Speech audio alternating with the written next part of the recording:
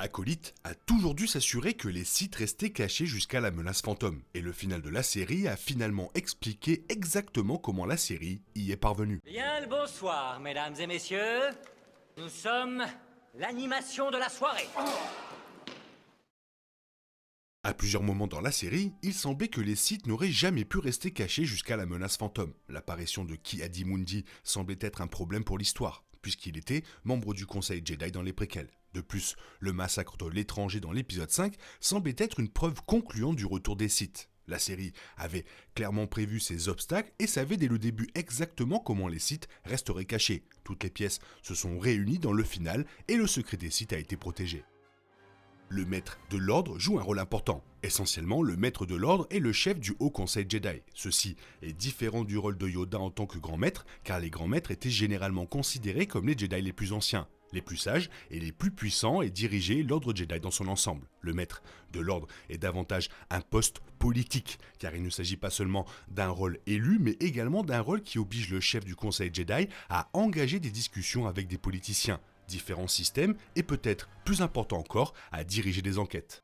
Vraisemblablement, durant cette période, Maître Vernestra était la maître régnant sur l'ordre. Vernestra est une Jedi d'une puissance impressionnante, elle était l'une des plus jeunes Jedi à avoir été fait chevalier. Elle manie un fouet sabre laser unique et souffre de visions prophétiques liées à l'hyperespace. Compte tenu de ses antécédents, il ne serait pas surprenant que Vernestra soit choisi pour être le maître de l'ordre. Cela explique également pourquoi elle n'a pas ressenti le besoin d'impliquer le grand maître Yoda dans l'enquête, du moins jusqu'à ce que l'affaire soit résolue politiquement. Cela aurait été entièrement de sa compétence. En tant que maître de l'ordre, elle pouvait tirer les ficelles elle-même et elle aurait peut-être voulu protéger son ami, Maître Sol, ainsi que les secrets des Jedi. Si elle avait impliqué un grand maître comme Yoda, dont le rôle même est de diriger l'ensemble des Jedi, l'enquête n'aurait plus été confinée. La nouvelle se serait naturellement répandue dans tout l'ordre. Non seulement il aurait été plus difficile de cacher la vérité à la République et aux ennemis politiques des Jedi, mais il aurait également été plus difficile de préserver la réputation de Sol intacte, ce qu'elle n'avait plus à faire une fois qu'il avait été tragiquement tué par Osha. L'épisode 8 a donc révélé que Vernestra Rwoh savait tout. Après qu'Osha ait tué Sol, elle avait bien plus de connaissances sur Osha, May, Brentok et l'étranger que tout autre Jedi vivant. Vernestra semblait également avoir une histoire avec l'étranger, puisqu'elle a reconnu grâce à la force lorsqu'elle est arrivée sur Brentok. Et elle connaissait peut-être même la véritable identité de celui-ci. De toute évidence, elle aurait dû comprendre que les Sith étaient revenus ou, à tout le moins, que quelqu'un de très fort du côté obscur était actif dans la galaxie. Bien que Vernestra soit au courant du retour des Sith, ce fait ne retconne pas réellement la menace fantôme, à cause de ce qu'elle a fait avec cette information. Les scènes de Verne ont établi que les Jedi subissaient des pressions de la part du Sénat galactique pour qu'ils soient plus transparents. Malheureusement, Verne avait déjà décidé de garder secret l'enquête sur les meurtres de May, elle a donc dû redoubler d'efforts lors du final. L'épisode 8 a montré qu'au lieu de rapporter le retour des Sith au Conseil, Vernestra a accusé Sol des meurtres de May et a dissimulé le retour des Sith.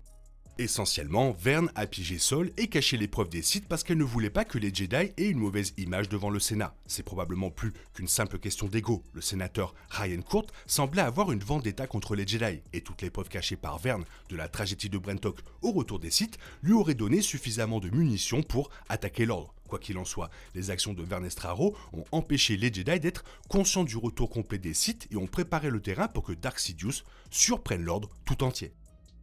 La fin de l'épisode 8 comprenait une apparition de Yoda et il semble que Vernestra lui ait parlé de son complot visant à cacher le retour des Sith. Encore une fois, la connaissance de Yoda du retour des Sith ne reconnaît pas nécessairement la menace fantôme. Yoda a caché des informations aux Jedi dans le passé. Par exemple, lorsqu'il a gardé les 100 noms hors des archives Jedi, et il aurait très bien pu le faire à nouveau avec l'étranger. Yoda semblait également beaucoup plus ouvert à l'idée du retour des Sith dans la menace fantôme, ce qui semble désormais être la preuve qu'il en savait plus que les autres membres du Conseil. L'épisode 8 a prouvé que Yoda était au courant du retour des Sith. Il n'est peut-être pas le seul membre du Conseil Jedi à en être conscient. Lorsque Qui-Gon Jinn a déclaré pour la première fois au Conseil qu'il pensait que les Sith étaient de retour, nombre de ses membres ont immédiatement rejeté l'idée. Lors de leur réunion suivante, le Conseil était beaucoup plus disposé à le croire, Maître Windu faisant même référence à l'idée de Qui-Gon comme au mystère des Sith. Maintenant que Acolyte a prouvé que Yoda savait que les Sith étaient de retour, il a peut-être parlé au reste du Conseil de la conspiration de Vernestra sans que Qui-Gon l'entende. Si Star Wars décide d'informer le conseil du retour des Sith dans la menace fantôme, cela pourrait jouer dans certains des thèmes intéressants de la trilogie préquelle. La franchise a déjà établi que la chute de l'ordre Jedi était le produit de leurs propres erreurs, mais la connaissance des Sith par Yoda dans The Acolyte rendrait cela encore plus répandu. Si Vernestra ou Yoda avaient informé le reste des Jedi du retour des Sith, ils auraient peut-être pu se préparer et Palpatine aurait eu beaucoup plus de mal à infiltrer le Sénat galactique.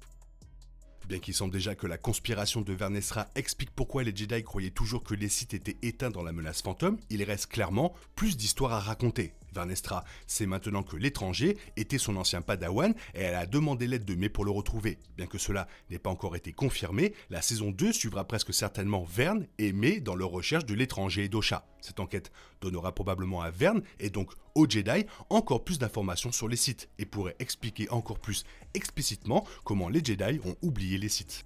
Il reste encore quelques questions sur la connaissance des Jedi sur les Sith auxquelles le final de la saison 1 n'a pas répondu. Par exemple, rien de ce que Vernestra savait de l'étranger n'expliquerait pourquoi les Jedi connaissaient la règle de 2 Sith, à laquelle Yoda faisait référence à la fin de la menace fantôme. Le final n'a pas non plus révélé le sort de l'étranger, et avec l'apparition de Dark Plagueis, il y a toujours un risque très élevé que les Jedi découvrent le véritable pouvoir des Sith. Si elle est renouvelée, la saison 2 aura l'occasion de régler ces détails et d'offrir une transition transparente entre la Haute République et la trilogie préquelle. Il semble probable que la saison 2 pourrait avoir lieu en fonction du nombre de téléspectateurs qui ont regardé The Acolyte et des allusions de la showrunner Leslie Alden à propos de celle-ci. Même si elle n'est pas renouvelée, The Acolyte a déjà fourni une explication assez claire de la façon dont les Sith sont restés cachés et ont plutôt bien mis en place la tragédie de la trilogie préquelle de Star Wars.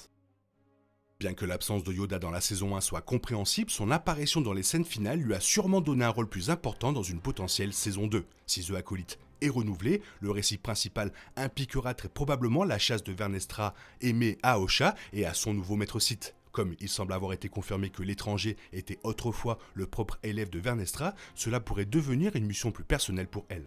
Elle peut demander conseil à Yoda sur la façon de séparer ses émotions du travail, ou même simplement décider de tenir Yoda au courant afin qu'elle ait quelqu'un pour la guider dans la bonne direction et l'aider à dissimuler certains problèmes. De cette façon, Yoda pourrait être déconnecté de l'action réelle liée au Sith pour préserver le canon tout en ayant un rôle actif dans le récit et le développement des personnages. Acolyte ne peut pas vraiment ignorer la présence de Yoda pendant 2 saisons entières, mais elle peut intelligemment inclure son personnage dans le futur.